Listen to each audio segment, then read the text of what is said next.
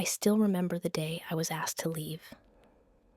An email subject line that said, restructuring, like all of my life and contributions could be summed up in one word.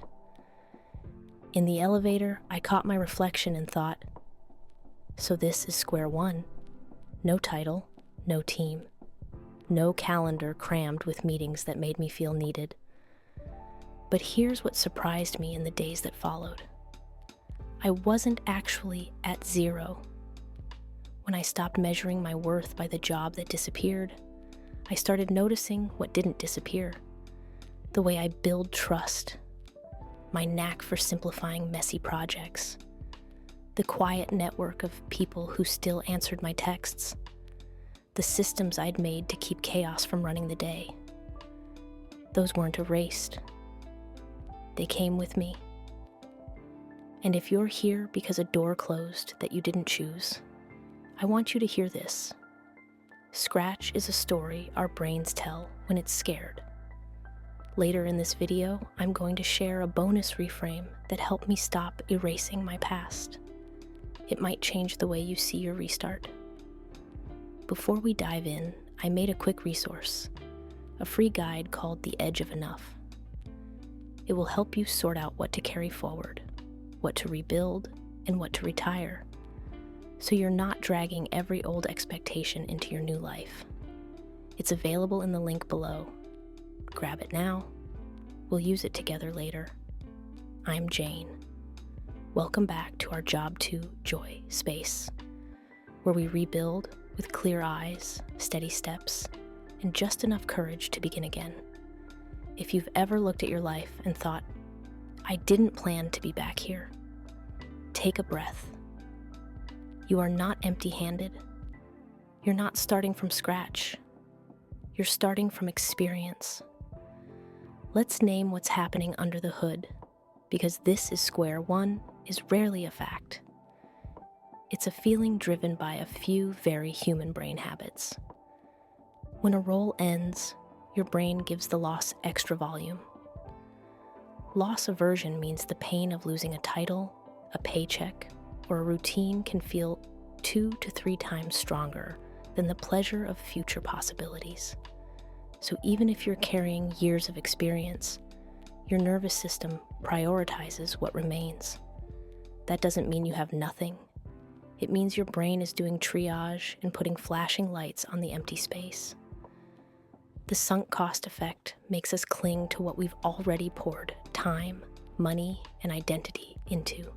Things like degrees, certifications, and the comfort of knowing where the coffee pods are. These are all sunk costs. When circumstances force a pivot, that sunk cost can morph into an unhelpful story.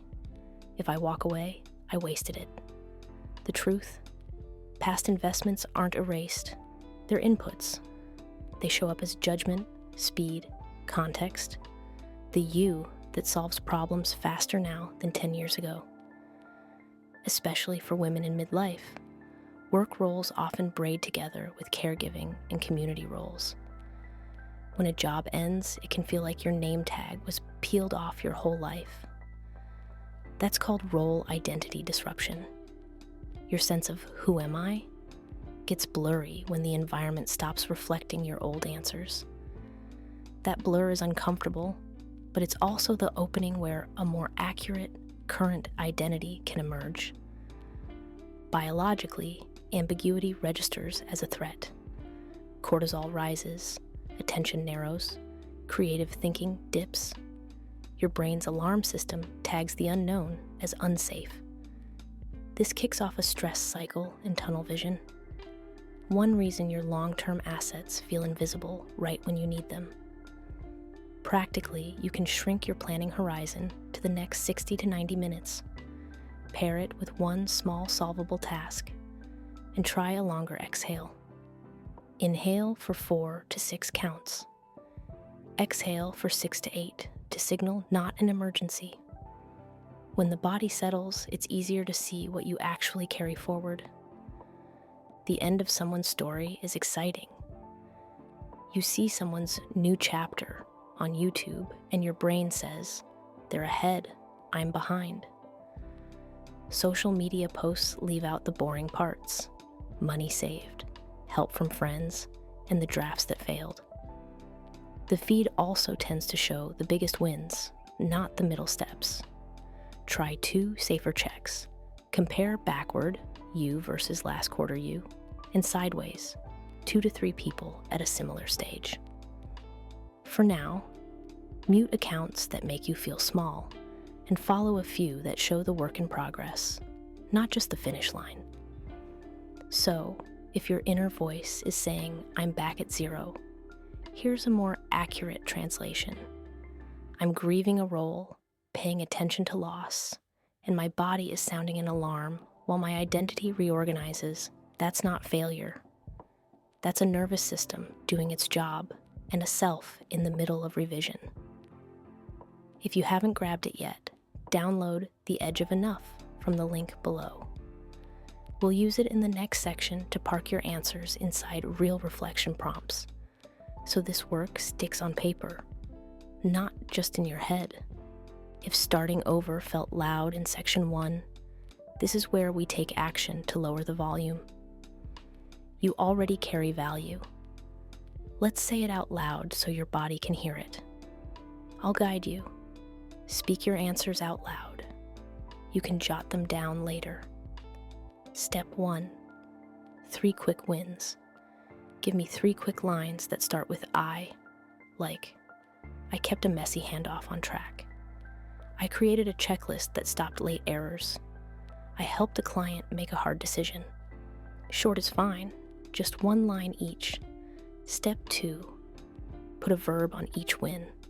Say a strong action word for each, such as prioritized, coached, simplified, negotiated, wrote, analyzed, persuaded, planned, de-risked. Verbs travel, titles don't. Keep the verbs. Step 3. Name 3 people you can text. Say their first names out loud. Add a few words on how you help them. Maya, stakeholder updates. Elena, launch checklist. Tara, conflict cleanup. You're not asking for a job. You're reopening a conversation. Pause. Breathe. Try a longer exhale. Inhale for 4 to 6 counts. Exhale for 6 to 8. You just sounded different. More specific. More true. Let's turn what you named into a plan you can live. No 5-year map. Just a clear lane you can walk. Pick 2 anchors you're taking with you. Processes, boundaries, or conditions that make you steadier. Examples would be like Monday planning before email, or no calls after 3 p.m., or a 90-minute focus block after lunch. Now say it out loud. I will retain blank and blank. Choose 1 skill and 1 relationship to refresh. Keep it small and specific, such as swap in 2 verb-first bullets on my profile. Rewrite my resume. Learn a simpler project tool. And for the relationship ideas, reconnect with Maya for a sanity check. Ask Elena for feedback on my 1-pager. Say it aloud. I will learn blank and reconnect with blank. Pick 1 thing you won't carry forward, an old metric, a type of client, a pattern like saying yes too fast. Give yourself 1 clean sentence you can say out loud. Thanks for asking. Right now, I only take projects with clear decision makers. Pause. Try a longer exhale. Inhale for 4 to 6 counts. Exhale for 6 to 8. You just made 3 decisions. That's momentum. Here's the sentence I reach for when my brain says, this is scratch. I'm not starting over. I'm starting forward with experience. Say it slowly, then tag it with specifics. I'm carrying blank and blank. Your 2 retain anchors. I'm growing blank. Your rebuild skill. I'm done with blank. Your retire choice. This turns your past into leverage, not a luggage. You are not a blank page. You are a second draft with better margins. When doubt shows up, breathe long on the exhale, speak the line, and take one next step that matches it. What about you? Which 3 decisions did you make today? If you're willing, drop a simple line in the comments. I aim to retain, I will rebuild, and I mean to retire. Your words might be the nudge someone else needs. I'm Jane. Thank you for spending this time with me and letting me know that you're figuring this out too. I'm here while you take the next step. And remember, you're not starting over. You're starting forward with experience. If this helped, tap like or share it with a friend who's in a pivot. And if you haven't yet, grab the free guide, The Edge of Enough. It pairs with today's work and helps you avoid rebuilding the same cage. The next video in the series is why rest feels hard and how to make peace with it. We'll unpack why rest can trigger guilt or worry and build a few tiny practices that make rest feel safe again. And when you pair it with what we have talked about today, you'll see a clearer way forward.